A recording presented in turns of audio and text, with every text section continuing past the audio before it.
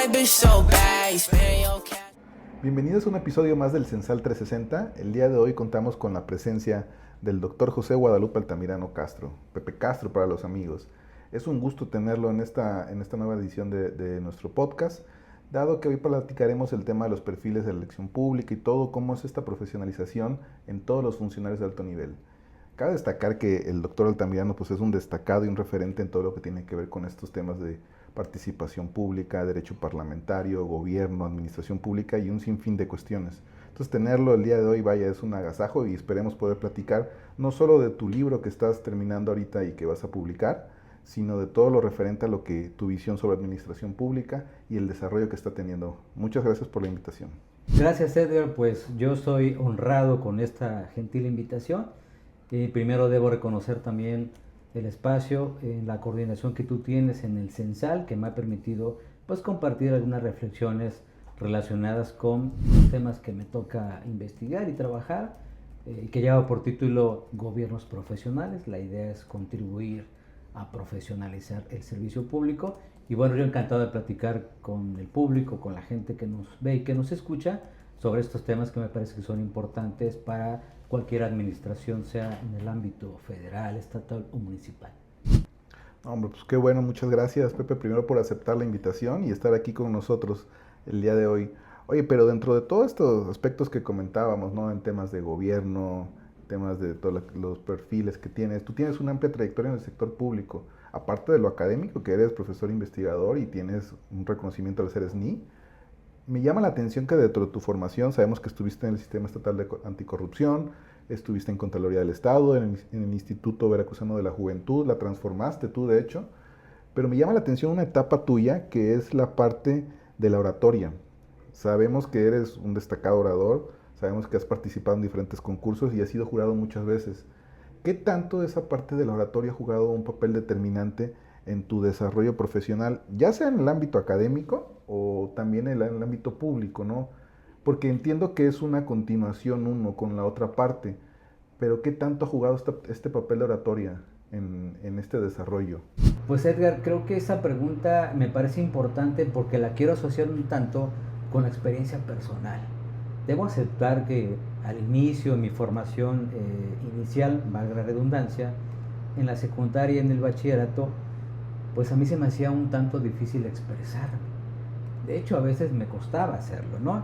Entonces observaba que había pues muchos amigos, compañeros que eran muy destacados en el ámbito de la oratoria y eso me incitó a mí para decir, bueno, pues esto veo que es una oportunidad para mejorar.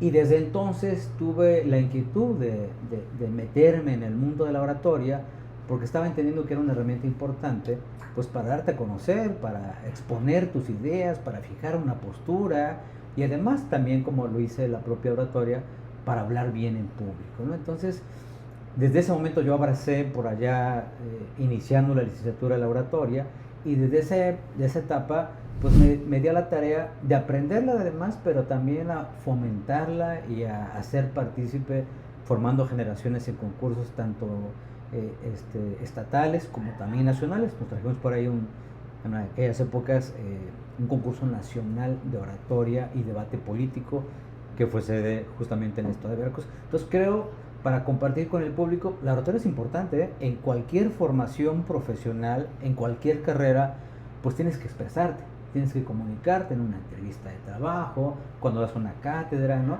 Sí, cuando estableces una relación, es necesario comunicarte y saber hacerlo bien, tanto en las formas como en el contenido, me parece que es relevante. Recientemente participé en una universidad privada aquí en Jalapa, hablando en la construcción del discurso, porque no solamente es que se vea bonito o que se escuche bonito, sino que invita a la acción, ¿sí? Porque hay personas que no tienen voz, ¿no? Y que a veces uno tiene que hablar en nombre de ellos para defender derechos, condiciones laborales o mejores condiciones de trabajo o mejores condiciones de vida. Bueno, pues quienes tenemos la oportunidad de expresarlo, tenemos esa responsabilidad de hacerlo. Y si somos académicos, creo que todavía un poco más. Entonces, por esa razón, creo que la oratoria me parece muy importante en la vida de cualquier persona. Hay gente que no la estudia y es experta en expresarse, ¿no? Pero hay quienes no tenemos esta posibilidad o no nacimos con estas condiciones y se puede trabajar, se puede llegar a ser un buen orador. Hay quien nace orador, pero hay quien se construye como un excelente orador a través de una carrera profesional. Oye, pero por ejemplo, en ese sentido, lo mencionas y es muy, muy interesante porque, y tiene todo que ver con tu libro, ¿no? En el sentido de los perfiles públicos y sobre todo en un discurso político, ¿qué tanto puedes conectar a partir del tema de la oratoria? Entonces, ¿cómo estructuras un discurso que quizás a veces está alejado de una acción, una línea de acción, pero sí en una discursiva para poder captar la atención de las personas, de la población? En ese sentido, por ejemplo, tú que eres experto, ¿cómo integras ese discurso? ¿Cómo crees que se integran los discursos? Y no lo digo en un sentido de un discurso político, sino en una discursiva de captación de atención o líneas de acción. No sé si me explico en ese sentido. ¿Cómo lo hace cómo construyes ese discurso para poder captar la atención de la población, de las personas? En ese sentido, esa estructura, ¿cuál es? Claro que sí, Edgar. Mira, quisiera no escucharme muy técnico, porque hay un modelo que integra 3 componentes: el ethos, el pathos y el logos, ¿no? Que seguramente algunos conocen, que tiene que ver con 3 elementos que son importantes, que le dan sentido y contenido a un discurso. Uno es la credibilidad, ¿no? Es decir, que quien habla o quien expresa algo, pues si es congruente con lo que está expresando, existe mayor posibilidad de que sea creíble y que la persona pues tenga un efecto de reconocer esa credibilidad y decir que lo que está diciendo es cierto y lo puede invitar a la acción. Entonces, primer elemento, credibilidad. Segundo elemento, que haya fundamento. Es decir, hay muchos discursos, luego en la política ocurre, ¿no?, que son vacíos, que son parcos, que se escuchan bonitos, pero que en el fondo no tienen nada. Es como cuando uno le dice a algún alumno de investigación: tú no puedes hablar de ningún problema si no conoces las causas, si no conoces las consecuencias, si no tienes las cifras.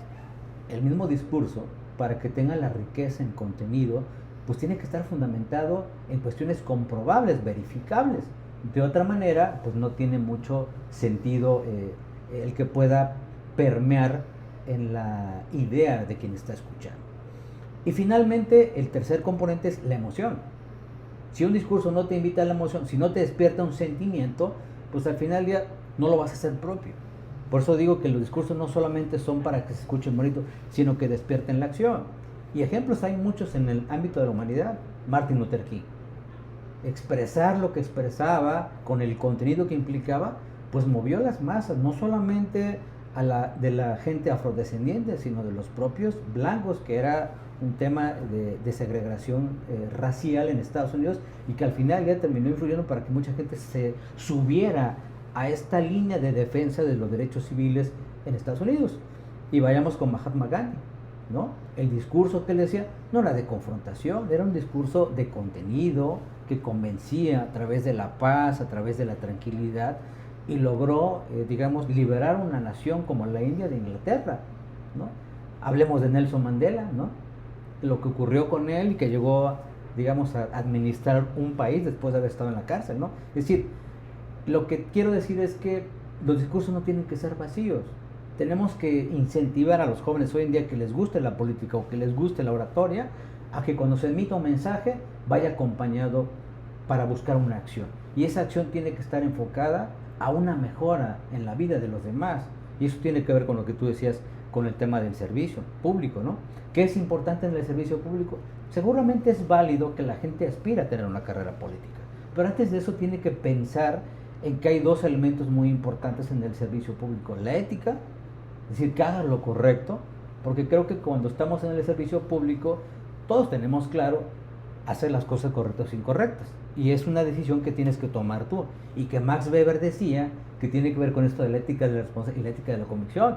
Entonces siempre vas a estar frente a esa disyuntiva, que tienes que hacer lo correcto, y entonces no tendremos corrupción, no tendremos abuso de confianza, no tendremos autoritarismo, ¿no?, sino tendremos justamente hacer lo que corresponde. Y el otro elemento es que haya vocación de servicio.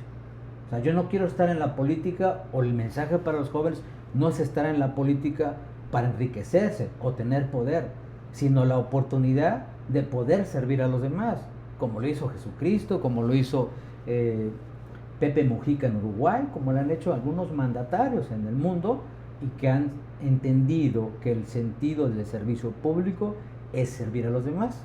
Hay un libro muy, muy importante de un buen amigo académico del INAP, Jaro Belches, que se llama Cómo servir mejor a los ciudadanos. Y es entender un poco que cuando estás en el servicio público no dejas de ser ciudadano. Si piensas que dejas de ser ciudadano, justamente viene esto que comentamos aquí en Corte hace un rato, ¿no? Que se te olvida el tema de para qué se utiliza el poder, ¿no? No abusar del poder. Entonces creo que esa parte me parece muy importante, pues destacarla sobre todo para las generaciones que hoy observamos de jóvenes en diferentes ámbitos, pero que les interesa una carrera en el servicio público o en la política. Estos componentes son necesarios observar en casa y por supuesto también en las instituciones educativas, pues para ir mejorando, no quiero decir que esté mal todo, pero me parece que hay cosas que pueden mejorar lo que hoy se está haciendo en el sector público, en el ámbito federal, estatal y sobre todo en el ámbito municipal, que es el que tiene un poquito más complicadas las condiciones, ¿no? Por el diseño que se tiene. Sí, sí, es muy bien interesante esos puntos y lleva a la estructura de tu libro, que es un punto que ahorita vamos a tratar, pero cómo es que esa parte de la comunicación llega a transformar, ¿no? Con todos estos personajes que mencionaste. Digo, está tanto para construir un aspecto positivo, pero también se corre el riesgo de lo negativo, ¿no? En esas partes de no tener esa profesionalización o quizás no tener a veces la vocación, que es algo que va de la mano y que quisiera que más adelante nos comentes sobre esa distribución o esa diferenciación entre tener una vocación y una profesionalización, ¿no?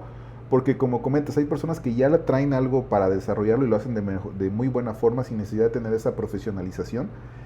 En contraparte hay personas que se preparan específicamente para dar un resultado pues, que se espera, ¿no? Entonces, ¿cómo se puede hacer esa diferenciación? Ya más adelante lo platicaremos. Y me gustaría que nos comentes cómo se fue formando tu libro, ¿no? Porque todo este aspecto que comentas y se ha estado gestando, que es muy interesante, ¿cómo fue que partiste a la creación de un libro, en este caso el de los perfiles del servicio público y los cargos de elección popular? ¿Cómo fue que se gestó? ¿Cómo fue que te nació esa idea? ¿O cuál fue el trasfondo que te motivó a hacerlo? Porque entiendo que, como mencionábamos, tú tienes ya una trayectoria pues, bastante destacable en el sector público. ¿Cómo es que llegas a ese punto? Sí, claro que sí. Mira, fíjate que tiene que ver un tanto con esta convergencia, creo yo, que tiene que estar asociada. Es decir, yo he pensado que no podemos, para quienes tenemos estas dos ventanas de oportunidad, que es el servicio público y la academia, me parece que son complementarias. Pensar que no lo es, me parece que es un equívoco. Creo que ambos se pueden complementar. Entonces, creo que de ahí nace esa preocupación porque pues más o menos estuve como 20 años en diferentes espacios en el sector público, sobre todo en el ámbito estatal, un poco en el federal, un poco en el municipal, pero más en el estatal, ¿no? Eso me permitió recoger un poco de lo que ocurría alrededor del sector público, pero más que criticarlo, o sea, más que decir que estaba mal, yo he pensado en esta visión que nace con una nueva gestión pública, con la administración pública de calidad, pensando en la mejora continua. De hecho, tiene ese contexto el libro, ¿no? No es como decir, es que todo está mal y por ser que propone el libro. No, más bien, en las condiciones, en el contexto que está actualmente el servicio público, ¿qué se puede proponer para mejorar el quehacer público? Y entonces, uno de los elementos importantes para poder mejorar esta condición es la profesionalización, que no es lo mismo que capacitación. El tema es que a veces se confunden, ¿no? O sea, capacitar sobre ciertos ejes temáticos es importante, pero no es lo único. Cuando hablamos de profesionalización, se requiere, por ejemplo, uno de esos aspectos de la profesionalización tiene que ver con que las personas tengan las competencias necesarias para poder desempeñarse en un cargo público. Pensemos en el sector privado, para quienes gentilmente nos escuchan. En el sector privado, cuando se convoca una vacante, te ponen un listado completo de condiciones que tienes que cumplir. Si no las cumples, no te contratan. Ajá. Y el que las cumpla o el que mejor tenga calificación es el que está contratado. Pensemos en los CEO de las empresas más importantes, reúnen ciertas competencias. Cuando digo competencias, es un modelo que a mí me gusta y que es, digamos, usualmente utilizado, es que tengas conocimientos, habilidades y destrezas para desempeñar una profesión, sea en el sector público o sea en el sector privado. Entonces, en el sector privado es mucho mayor la exigencia, pero en el sector público no es igual, es un poco más laxo. O sea, hay cargos en el que sí te exigen un perfil condiciones, etcétera. Por ejemplo, pensemos en los autónomos, donde hay convocatorias, hay entrevistas, etcétera, pero también luego los resultados ya se saben, ¿no? Pero ahí te exigen un poco más. Pero pensemos en otros cargos, hasta antes de la reforma al Poder Judicial, los cargos de elección popular no te pedían perfiles. O sea, es una gran oportunidad para que cualquier persona, sea un zapatero, una ama de casa, pues pueda aspirar a un cargo público. Es importante, pero también se requiere que tenga conocimientos, se requiere que tenga habilidades, se requiere que tenga ciertas destrezas, porque los resultados, ahí están. Entonces, creo yo que este elemento de la profesionalización me parece que es muy importante que también tengan perfiles, que también se les exige. Entonces, cuando se hace la reforma, y eso tiene que ver, cuando ya por fin pude terminar el libro, porque yo lo tenía trabajando hace un rato, pero no encontraba cómo cerrar la pinza de decirle que sea obligatorio que en los cargos de elección popular también se pidan perfiles, porque ninguno se le pedía, ni al presidente, ni al gobernador, ni a los diputados federales, senadores, alcaldes o síndicos, no se pide. Hasta la reforma del Poder Judicial, donde dice que los que aspiran a los cargos del Poder Judicial se requiere tener título de licenciatura en Derecho con promedio mínimo de 8 y experiencia de 5 años. Ahí están los componentes del perfil. Pero si tú revisas todos los demás, en eso no se solicita. Entonces, eso me ayudó un poco para decir, no quiere decir formar una tecnocracia, pero yo considero, y así está demostrado en los estudios, que aquellos países o sistemas que utilizan estos esquemas de profesionalización, donde hay competencias para quien va a ocupar un cargo, un espacio público, pues tiene mejores resultados. No quiere decir que no vayan a cometer corrupción o que no cometan errores, pero el margen es menor, ¿no? Porque hay conocimiento. En cambio, donde no hay estos elementos, pensemos en el ámbito municipal. Una autoridad municipal que llega a encabezar un municipio, si no tiene experiencia en el servicio público, si además no tiene estudios profesionales, no quiere decir que no sepa. Pero el tránsito para comprender el marco normativo, el funcionamiento, el manejo de medios, la relación con sindicatos, con todo lo que implica las decisiones públicas, pues no es fácil, ¿no? Se requiere conocerlo, se requiere conocer el contexto, el medio, como decía en el libro de Sun Tzu, El arte de la guerra. Hay que conocer la ruta, el camino, el medio. Si no lo conoces y te avientas, puedes tomar decisiones. Yo he sostenido en el libro que estos cargos de elección popular son de los más importantes, le llaman cargos políticos, pero la pregunta es, ¿tomarán decisiones para ellos o para sus familias, o toman decisiones para un estado, para un país o para un municipio? Por eso es importante, porque al final del día yo quiero que quien tome decisiones en ese ámbito las tome bien, porque al final del día se va a ver en términos de resultados positivos o negativos, o violación de derechos humanos o no violación de derechos humanos. Entonces, por ello considero que quien deba estar en ese espacio sí reúna un piso mínimo, como lo señala en el libro. Es importante esa parte de la profesionalización, sin embargo genera bastante disrupción, ¿no? Me imagino que tú en el desarrollo que has tenido, tanto cuando hiciste el libro como la parte de consulta y demás, te has de haber encontrado con algunos frenos o algunos cuestionamientos, ¿no? Lo primero que a mí me llama la atención es, en un tema de elección popular, entonces, ¿qué elegimos? ¿Representantes o tomadores de decisiones? ¿Por qué lo cuestiono? ¿O por qué te lo pregunto? Porque, como dices, en el tema específico del Poder Judicial se está tomando en consideración para un poder, pero para los demás el legislativo está igual. No hay como tal unos limitantes que te impidan tener ciertas características para poder, salvo que seas mexicano, tengas una mayoría de edad y para de contar hasta donde entiendo, ¿no? Tengas un medio de sustento honorable, me parece que dice así textual, no, tú cómo vas a hablar más que yo, pero no hay más. Entonces, cuando nosotros hablamos de una elección, ¿qué estamos haciendo? ¿Estamos buscando un tomador de decisión o solamente un representante? Porque son dos cosas totalmente diferentes y tienen objetivos diferentes. Sin embargo, ¿qué resultado nos da eso? Totalmente de acuerdo con lo que tú señalas. Me parece que son dos cosas totalmente distintas, ¿no?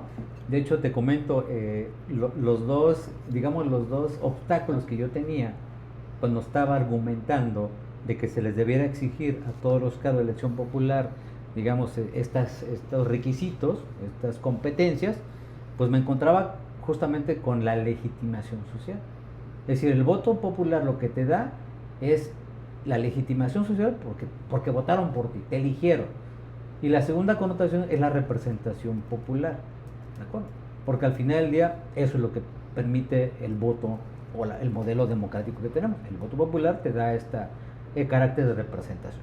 Eso no quiere decir que seas un buen tomador de decisiones. No, por eso yo pensaba un poco con esta visión que me gustó mucho de la nueva gestión pública, pues alguien que está en estos cargos es un gestor público. O sea, tiene que hacer gestión, tiene que tomar decisiones. Cuando uno toma decisiones, pues uno tiene que saber cómo tomarlas. Y para poder saber tomarlas, requieres una serie de competencias y una serie de condiciones para hacerlo en condiciones óptimas. Porque si no lo conoces, no puedes tomar una decisión correcta. Puede ser una decisión equivocada. Y por eso vemos que hay luego subejercicios, ¿no? Yo les he recomendado a mis alumnos que revisen, por ejemplo, la cuenta pública, la que quieran, en el Office. Y van a observar, por ejemplo, en el ámbito municipal, el listado de errores, ¿no? Y de observaciones que tienen los municipios en la gestión pública. ¿Por qué? Porque no son gestores públicos. Oye, Pepe, perdón que te interrumpa ahí, pero ¿consideras entonces que uno de los errores más grandes que ha tenido el país en ese sentido es el hecho de que cualquiera pueda gobernar? O sea, por un lado, digo, suena fuerte decirlo, pero es una realidad, cualquiera puede llegar y es algo positivo, pero a la vez es un arma de doble filo, porque el hecho de que cualquiera puede llegar tiene un costo de oportunidad alto. ¿Tú consideras que ese ha sido uno de los mayores errores que ha tenido? Yo pienso, si lo veo desde el ámbito técnico y en resultados, sí. Si lo veo así. Ahora, si lo veo desde el ámbito democrático, me parece que es correcto que cualquiera tenga la oportunidad de aspirar a un cargo, si no limitarías a ciertos sectores de la población para no hacerlo. Aún así yo con eso, yo sigo pensando que aunque tengan de diferentes sectores, sí se les exija algo en términos de competencia, ¿no? A lo mejor él tiene más experiencia, a lo mejor tiene alguien más conocimientos, ¿no? Por ejemplo, a lo mejor alguien puede, yo lo platico mucho en mis clases porque decía Howard Gardner, el padre de las inteligencias múltiples, una mala persona jamás va a ser un buen profesional.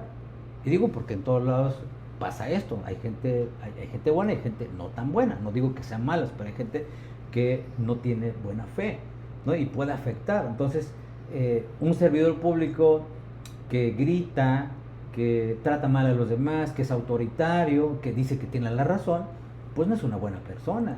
En cambio, aquel servidor público que dirige un grupo de trabajo, un equipo, una secretaría, pero que es abierto, que es democrático, que escucha a su personal, que los trata bien, entonces creo que las condiciones pueden ser mucho más favorables para ello. Y eso no te lo enseña. Eso también tiene que ver con la formación en casa, ¿no? Entonces, ¿hay cuestiones de conocimiento que tienes que saber? Yo pienso que sí. Si no conoces el marco normativo y ahí cometes errores, la norma no te exime. Al contrario, te obliga y tienes que conocerla. Entonces, cuando no tienes estos elementos, pues puedes cometer muchos errores e incluso errores que te pueden llevar a faltas administrativas graves o no graves, ¿no? O incluso a cometer delitos por desconocimiento. E insisto, la ley no te exime de la responsabilidad.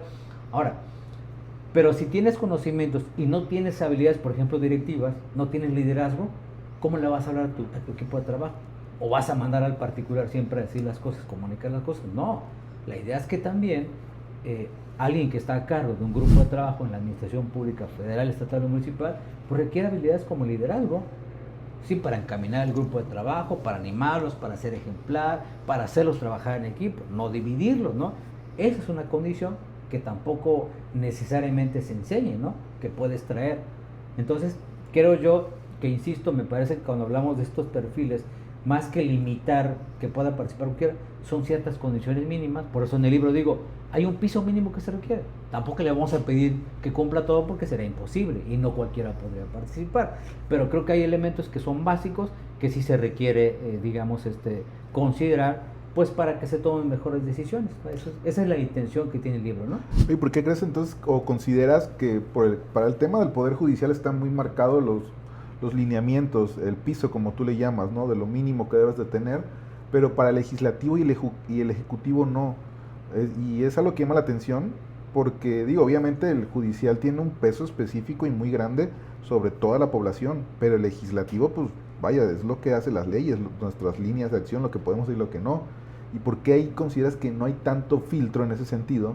Y en el ejecutivo pues también, ¿no? O sea, son cuestiones muy mínimas que te exigen para poder llegar a ciertos aspectos, ya no solamente del tema de elección popular, sino también cuando eres una persona clave o fuerte dentro de una administración, llámese un secretario, un director, un titulado a un autónomo, es lo mismo, no te piden muchas veces un piso mínimo para poder llegar.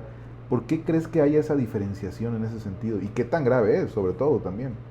Sí, mira, en el caso del Poder Legislativo es donde existe más la connotación de ser representantes populares, ¿no? Más claro, aunque también el Poder Ejecutivo y los demás poderes, por el hecho de votar popularmente, pues tienen un cargo de representación popular, pero es mucho más marcado en el Poder Legislativo. Ahora, en el caso del Poder Legislativo, pues se parte del supuesto que los legisladores, tanto en el ámbito federal como en el ámbito local, pues tienen grupos de asesores, ¿no? Entonces a lo mejor dicen, no se requiere que sepa, ¿no? Tanto aspectos técnicos como técnica legislativa, ¿no? O derecho parlamentario, o argumentación, ¿no? Ese tipo, o teoría jurídica, este tipo de cuestiones. Pero también debo decir que no en todos los congresos, tanto, sobre todo en las entidades federativas, existe una carrera profesional para los cuerpos de asesores, porque se incorporan como otros mecanismos. Yo señalo en el libro que hay 3 mecanismos yo observo de lo que he estudiado, 3 mecanismos para acceder a los cargos públicos. El primero es el de la designación libre, y eso lo vemos cada vez que hay un cambio de administración, no solamente en el ámbito del Poder Ejecutivo, sino también en los demás poderes. Es decir, cuando se renueva un poder, todos los ajustes que se hagan en términos de nombramiento, muchos de ellos son libres. Es decir, en el caso del Poder Ejecutivo, por ejemplo, no siempre te piden la experiencia, o un currículum, o una entrevista, o un examen. Si conoces a alguien, ¿no?, en el sector público y eres cercano a él, pues te van a incorporar sin ninguna regla. No en todos los casos, pero en muchos de ellos sí. Entonces es una elección libre para armar tu gabinete. En el gabinete no te ponen condiciones, salvo el caso de Veracruz, que fue la primera de las constituciones en el país que consideró que tuvieran título de licenciatura los secretarios de despacho, desde el año 2000, con la reforma integral a la Constitución. De ahí se sumaron los demás estados, pero esa era la única regla que hoy existe, ¿no? Entonces quiere decir que cualquiera puede incorporarse. Digo cualquiera, no lo digo en sentido peyorativo, sino que cualquiera tiene esa oportunidad de poder integrarse a un gabinete. Y lo mismo ocurre cuando designan a los cargos administrativos en el Poder Legislativo y hoy en el Poder Judicial, ¿no? Eso como que lo hace un tanto distinto de esta condición. Ahora, no quiere decir que sea malo, pero lo que sí creo es que también a ellos, a cierto sector dentro del Poder Legislativo, debiera tener esta condición, ¿no? Así como hoy hay los de elección directa y los de representación proporcional, debiera ser como que algún sector tuviera cierto nivel de preparación para no limitar todos los espacios, y creo que valdría la pena, ¿no?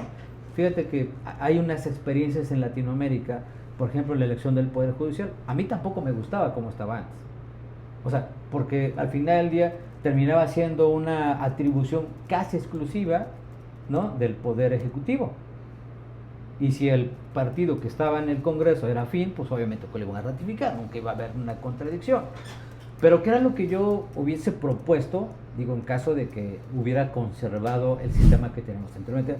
Bueno, pues incluir a los colegios de abogados y a las universidades como filtros, ¿no? Es decir, que ellos pudieran tener, digamos, voz para poder proponer las ternas, y entonces ya podrías tener perfiles un poco más ricos. Y a mí me parece que debe converger, porque dicen, no, es que si no tiene carrera judicial, no tiene caso que trabaje en el Poder Judicial, pero hay buenos académicos, o hay buenos litigantes.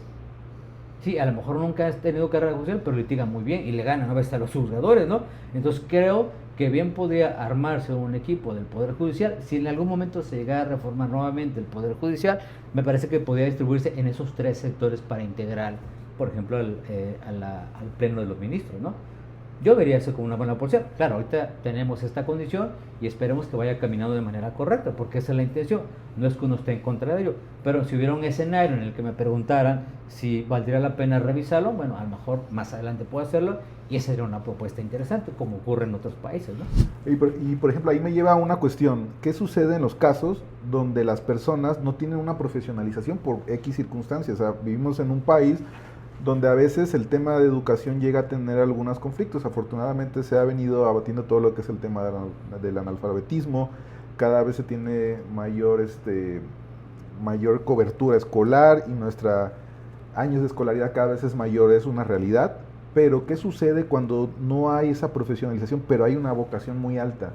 En ese caso y en esos temas específicos, ahí cómo procede. Ese es un punto, y eso me lleva también a cuando hay cuestiones muy específicas que a veces se toman más por vocación que por profesionalización. ¿A qué voy con esto? Y como dices, el tema, por ejemplo, de los aspectos indígenas, ¿no? Que te piden, quizás sea más un tema de vocación que de profesionalización, pero cubren más un aspecto social, donde se busca que el perfil sea, ahora sí, al aspecto a lo que se quiere tratar, ¿no? Es como, por ejemplo, el tema también de las unidades de género, ¿no? Que toda administración pública siempre tiene un perfil donde normalmente es mujer. ¿Qué sucede con esos aspectos donde ya se segrega, o no sé si la palabra correcta se segrega, pero donde ya se antepone un tema más de vocación que de profesionalización por el solo contexto de lo que está representando? Sí, yo creo que también comparto esa idea. Hay casos muy específicos que realmente amerita, digamos, ciertos aspectos muy técnicos, ¿no? O sea, no cualquiera pudiera desempeñar, por ejemplo, protección civil, ¿no? Es decir, se requiere un perfil muy específico, ¿no? Pero hay otros espacios como que son más genéricos. Por ejemplo, una Secretaría General de Gobierno. Puede ser un abogado, puede ser un politólogo, es decir, es mucho más abierto. Ahora, en el caso de lo que tú comentas, yo creo que tiene que ver un tanto también con este componente de la trayectoria, no en el servicio público, sino en la trayectoria del desempeño de una persona. Es decir, que una persona se haya dedicado a defender por mucho tiempo las causas, por ejemplo, indígenas, pues te da un bagaje muy importante y a lo mejor no tienes el título o la profesión, pero tienes toda la experiencia de la defensa, de los derechos humanos, de los asuntos indígenas, de temas agrarios, y bien vale la pena, ¿no? Ahora, en otros casos sí se requiere cierto nivel, insisto, como el tema de la profesionalización, sobre todo en los cargos que algunos tienen una alta relevancia o los llaman de alta dirección, ¿no? Por ejemplo, un secretario de Relaciones Exteriores, pues no es que, no quiero que se escuche mal, pero no puede ser cualquiera. O sea, es un perfil pues de mucho conocimiento, de mucho embalaje, de mucho contexto mundial, ¿no? De mucho contexto político, y ahí sí no puede ser cualquiera. Por eso digo, un poco es también como el análisis de puestos, ¿no? El análisis de cargos, donde hoy se puede hacer, a partir de un análisis del puesto, determinar cuál es el perfil más apropiado, ¿no? Entonces creo que tiene que ver con eso. En algunos casos, en todos los casos en el sector público, para mí, primero está la vocación de servicio, para todos. Y en algunos casos sí se requiere mucho mayor profesionalización. Ahora, ha habido casos excepcionales, donde hay gente que no tiene una preparación, pero tiene un gran desempeño. Jalapa pasó por eso. O sea, de una persona que no tenía una preparación académica, pero tenía una experiencia, un buen trato, y bueno, creo que por ahí una buena gestión. Caso contrario, de personas que han llegado también con niveles de estudio muy altos, pero han quedado a deber. Entonces no quiere decir que sea una garantía, ¿no? O sea, puede haber una disyuntiva. Ya ha pasado en diferentes entidades, en el ámbito estatal, en el ámbito municipal, ¿no?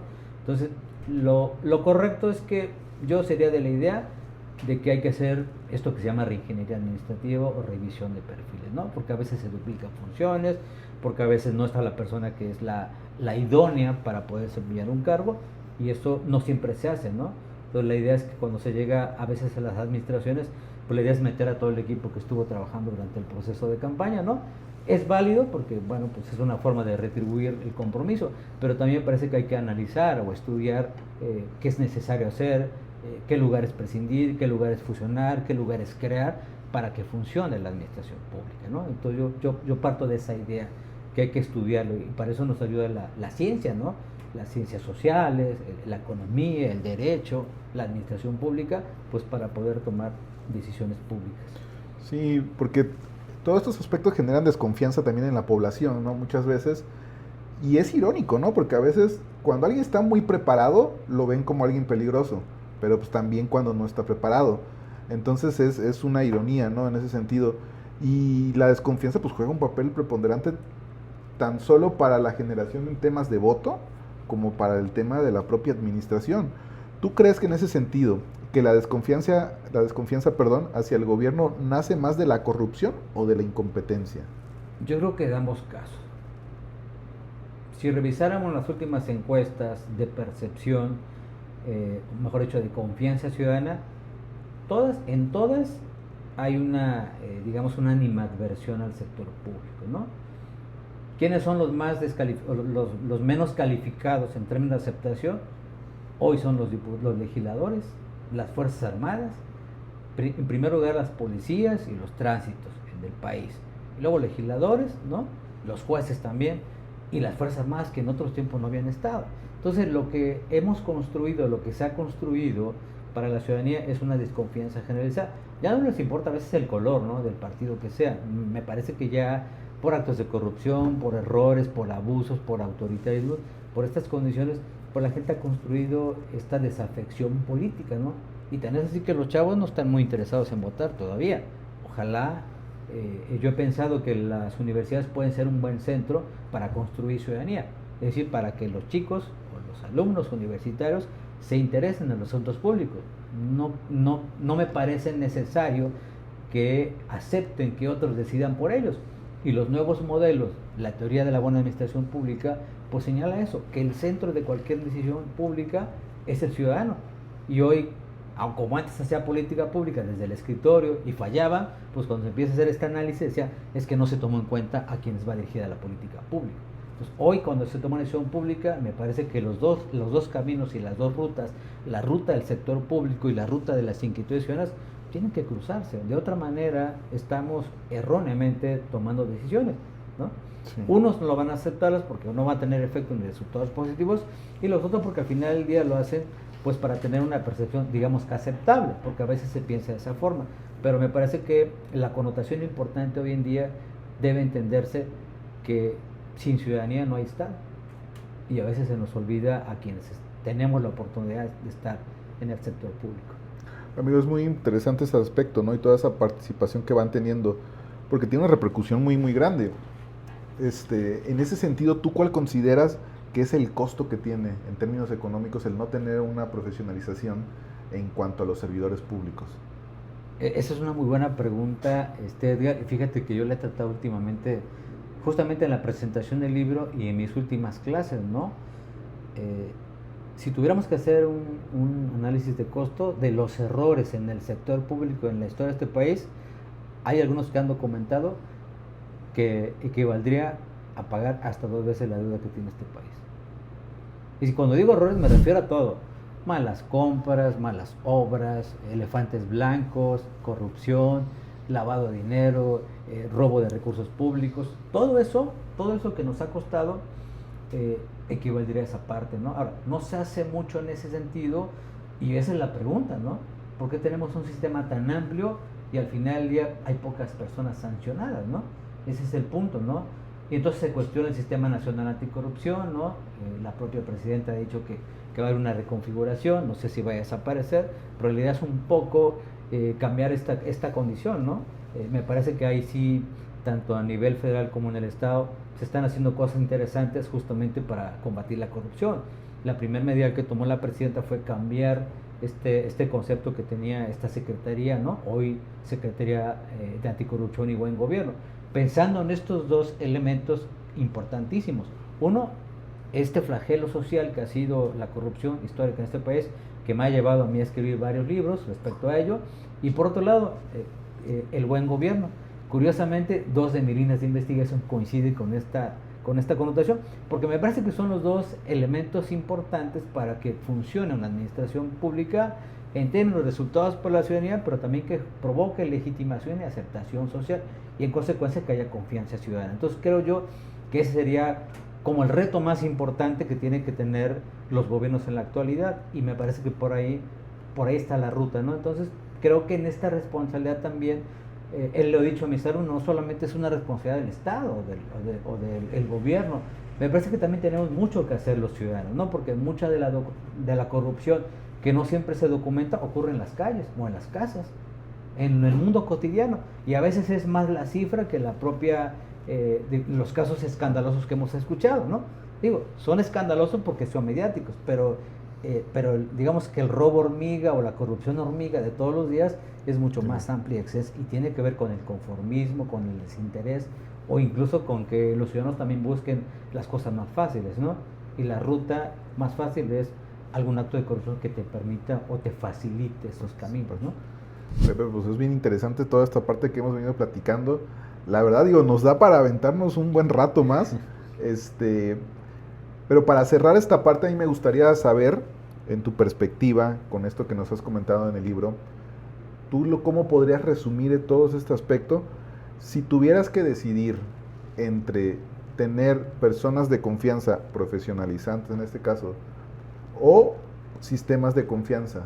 ¿Cuál crees que sería el aspecto que podría determinar el mejor funcionamiento de la administración pública en general? Bueno, puede ser también en la privada, ¿no? Pero aquí lo vemos porque el impacto es mayor normalmente en el sector público. ¿Qué crees que es más importante? ¿Personas de confianza o sistemas de confianza? Yo creo que los sistemas, digo, seguramente, y lo hemos hablado varios académicos o varios colegas, ¿no? Pues nadie va a trabajar con alguien a quien no le tiene confianza, ¿no? Es como una condición necesaria, ¿no? Pero yo confío más en lo otro. O sea, luego dicen que las instituciones fallan. Yo creo que al final del día lo que falla son las personas. ¿Quién maneja las instituciones? Las personas. ¿Quién toma las decisiones? Las personas. ¿Quién nos representa en el legislativo? Las personas. ¿Qué necesitamos hacer? Bueno, lo que he dicho y sostenido es que la educación es la ruta más importante. Y para esto hay que empezar en casa. Si queremos construir un país en el que seamos responsables de lo que tenemos que hacer, tenemos que pensar en que esta responsabilidad es de todos. Y cuando digo todos es que no diga el ciudadano, es que es culpa del gobierno porque no hace su trabajo. No, también es culpa del ciudadano, porque no participa, porque no está interesado, ¿no? Cuando yo le pregunto a mis alumnos cuál es el método que eligen ustedes para votar o su metodología, no te saben explicar. ¿Por qué? Porque se van con lo que escuchan en las redes sociales, con lo que escuchan en la televisión, ¿no? En los medios, pero no se ponen a estudiar si vale la pena votar por una persona o no, a investigar, a indagar. Hoy hay más elementos. En nuestros tiempos, digo mis tiempos que yo soy más grande, pero en mis tiempos no había estos elementos para tener información. Cuando investigábamos algo, había que ir a la biblioteca, sacar copias y buscar la información. Hoy das un clic a alguna plataforma o a un buscador importante, nosotros tenemos buscadores académicos, y encuentran la información más rápida.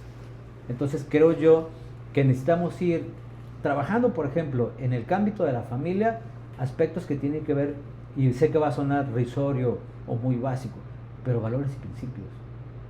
Si tú formas una persona con grandes cimientos y bases, basadas y sustentadas en los valores y los principios, va a ser muy difícil que después se equivoque.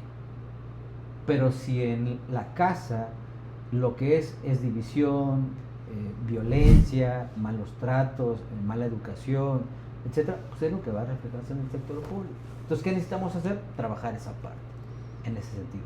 Y al mismo tiempo también fortalecer con los sistemas, por eso me parece que son importantes los sistemas. El sistema de la familia, el sistema institucional, el sistema educativo. Si esos sistemas los encuadramos y los enfocamos a formar estos perfiles, tendríamos, un equipo de primera. No digo que no lo tengamos, pero me parece que hace falta trabajar en esa parte para mejorar las condiciones que hoy en día pueden presentarse. Creo que hay cosas interesantes que se hacen en el Estado, me parece temas, por ejemplo, como el tema del turismo, la cultura, y eso me parece importante, con todo lo que puede implicar, pero al final del día creo que son acciones que van a ir generando confianza en la ciudadanía porque están observando que se están haciendo las cosas.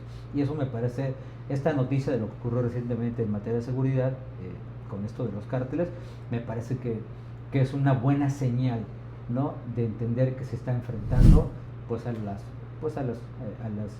¿cómo se llama? Los actores delictivos, ¿no?